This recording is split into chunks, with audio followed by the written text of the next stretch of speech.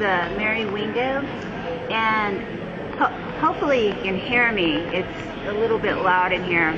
I'm doing this video from the farmers market here. It's called the Diez de Agosto. Yeah. It's called the 10th of August market. In Ecuador, streets and buildings are named after famous dates. Usually has something to do with breaking free of some oppressive force, some sort of independence or something. That's usually what it means. I can't remember what this particular day means, but anyway. This is where I come to have breakfast many times a week. Not every day, but most days. And I wanted to make just a quick video. We won't talk about science or stress today. We're going to talk about society. We're going to talk about sociology, the societal structure of Ecuador, and these mercados, which are black markets. I mean, as far as I know, nobody pays very many taxes here. I don't know. I don't think so. It's a total cash market, and from how I understand it, a lot of the indigenous who live on the top of the mountains. I mean, you're talking very, very high. I mean, well over 10,000 feet. They actually farm and grow and raise cattle and do the dairy thing. And a lot of them, I mean, these are fresh vegetables that they sell here. And then right here where I'm at, this is kind of like a little restaurant, kiosk, area here.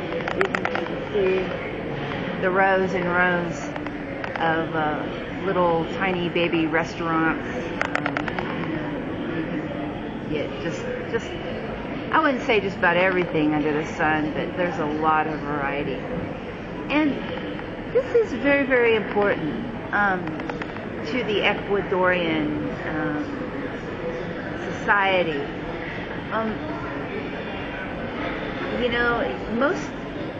A big part of the food that is consumed here is bought at these type of markets. And shockingly,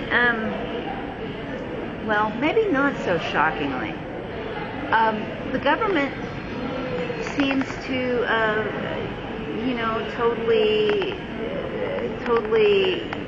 support and take bus lines to and provide municipal buildings for these so-called low or non-tax-paying enterprises, which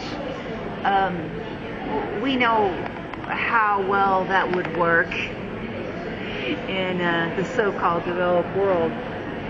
But why do they do this? I've got my hypothesis. I've been reading a little bit about Ecuador's history, and since 1830, that was when they declared independence. Since 1830, they've had over 75. Well, they've had, I think, Rafael Correa is the 75th president, and they've had 30 constitutions, and then they've had 10 currency forms, so 10 banking holidays, which I figured it would have been more, but and which has to make this historically one of the most unstable governments in the world. I mean, sure there's worse, but it can't be that much worse. And let me tell you how this all relates to these amazing mercados here, these black markets that are promoted by the state, even though they don't pay a lot of taxes. What this instability has done to the people of Ecuador is because they couldn't depend on their government. and they had to develop a parallel governance system and economic and social system that is independent of anything that the government does. Now, I know that this is a little bit foreign, where, in theory, us from the developed world have had so-called stable governments. And there are certain things that we can kind of take for granted. Well, here, they've had so many presidents. They even had the Navy, take over the government for a few years in the 70s. So there wasn't really even a president. It was just the military running things. And, when the people here, and this is all classes, have a healthy hatred for the government, because the government screwed them over many, many times. So they have a healthy hatred for the government, and they know how to protest. I live in downtown, and I probably see one protest a week. I mean, various things from the bankers or the government or, whatever's going on. There's a protest, and the police, from what I've seen, and I've seen a number of these, make room for these protests. They don't immediately go to try to put them down. Like I saw with the Occupy movement. I was in the Occupy movement, and the police presence there was brutal. We were very, very scared. But here, people can set fire to things on the streets. I mean, as long as they're not hurting anybody, they're just kind of raising hell and make a point. Police, they kind of maintain a distance, and they're there if things kind of get out of hand. But there's no brutality that I've seen at all. Now, not to say there isn't, but I've seen a lot of police handle some, somewhat hairy, difficult situations. They're taught to do things very non-aggressively, try to diffuse tensions very non-aggressively, which is totally surprising coming from Texas. Had a number of run-ins with police just being a pedestrian. I'm a big walker, and I walk miles and miles every day, and I hike. I guess I've kind of turned it into a little bit of an extreme athletic sport thing. But in the U.S., when I tried to do that, even though I wasn't breaking any laws, I was very much harassed by police for no reason, zero. Just being a person walking, a pedestrian, a person exercising.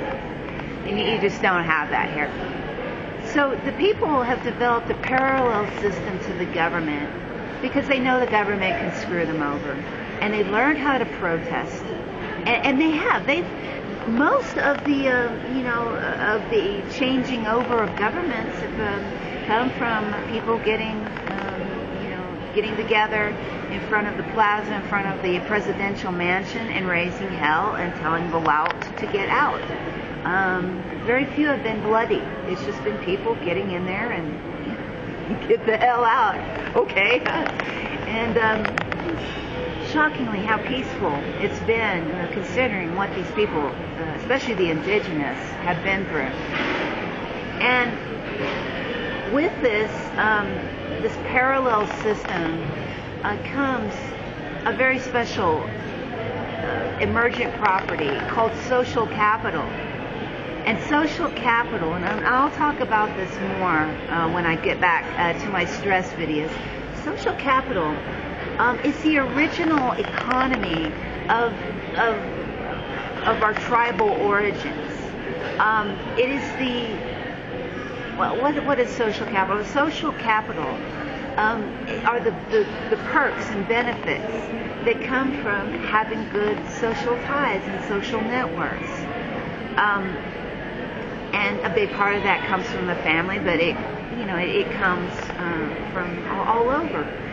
And I believe probably the reason why the government allows these nonprofit entities is because these entities here, even though they don't pay any or much tax, they control the food supply. It's not the department stores, the grocery stores, the major chains. It's the mom and pops and the actual, farmers that control the food supply. And these mercados have endured no matter what has happened with the government. I mean, currencies come and go, presidents come and go, systems, over and over get scrapped and they come and go. But these mercados are the apex of social capital, because not only do you buy stuff here, but you can also trade stuff here. And the women, usually it's women, there are some men, but the women, and a lot of times they're indigenous or poor working class mestizos,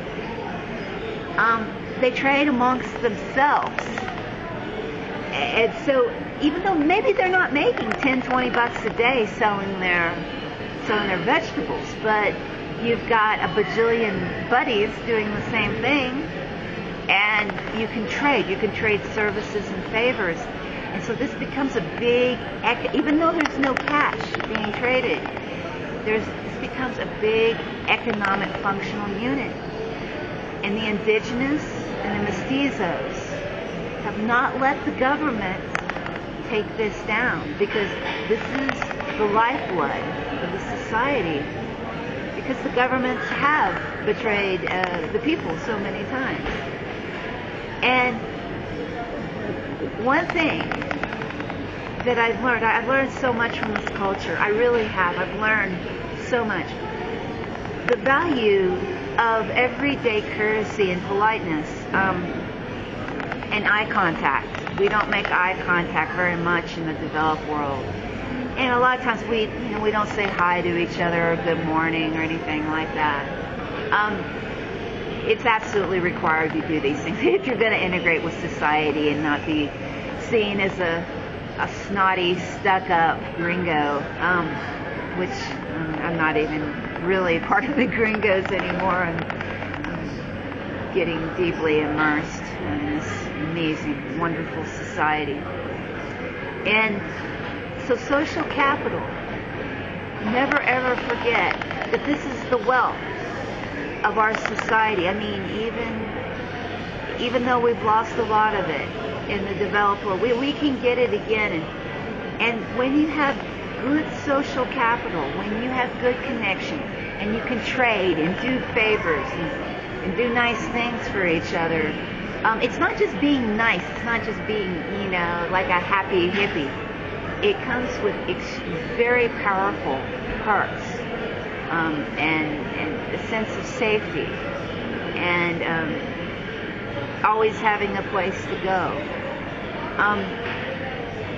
Ecuador is considered a lower middle class country, which is still poor as hell. I think the average wage somewhere around $3,000, $4,000, $5,000 a year, and so it's not as low income as, say, many parts of Africa, or some like, say, India, but it's it's definitely not wealthy as we understand wealth to be in the developed world. And so you're talking 3,000 or 4,000 a year, but yet you have almost no homelessness. In fact, as far as I understand, the people who are homeless actually are some sort of renegade. So and a lot of times there's schizophrenia, some sort of very severe mental illness. But they like live under the bridges or actually near the rivers and stuff because they want to. They actually want to. I mean, this isn't made up. Because whenever there's a homeless person, there's always somebody, whether it's a private citizen or someone from the government, trying to find them a home, making sure they're okay, they're not hungry. It's just not an acceptable thing here. And so You don't have people going hungry. You don't have homelessness. You've got actually a really good public health care system here. It's free or very, very cheap, and it's very, very professional. And then you have a fantastic public transportation system, which is very cheap.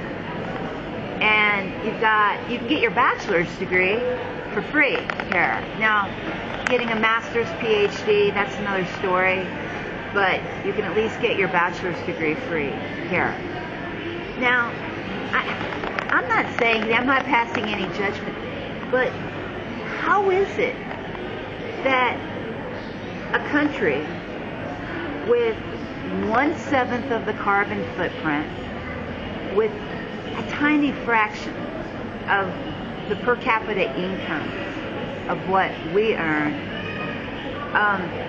so-called poor country, one of the more lower income countries in South America, how is it that this place is so safe for a woman to travel and walk around? Why is it there's no homelessness? Why is it that they're able to hold together a pretty decent, cohesive, responsible, reactive, government that's sort of kind of afraid of the people a little bit, that responds to hell raising? And how is it that they can fund all this stuff? And really create a very, depending on how you look at it, a very, very high standard of living for not very much. Well, as we think, as we Westerners think, we think such a low-income country has to be just a total chaotic disaster, dangerous. It's not.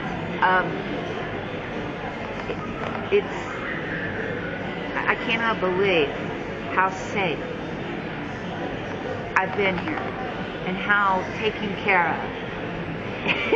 It feels like there's always an Ecuadorian here to see after you, and this is social capital. This is caring, looking after one another. This is what makes up true wealth, core wealth of our society. And how we've deviated from that has made us, how we've separated from ourselves, how we've become isolated, has made us very impoverished indeed. I mean, seriously lonely, seriously without social support, contacts.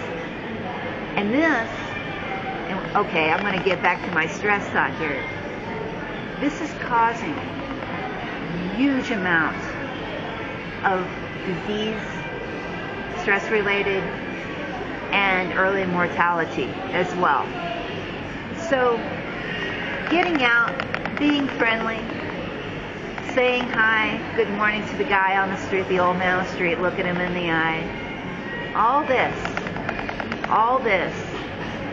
this is what equals true wealth, people. So, that's all I wanted to say. This has gone on long enough, but this is all I wanted to say. And I'm going to give you another look here. Kind of quiet breakfast today. Okay, that's all I'm going to say, and I'll make another video. It's going to be interesting. Talk to you later.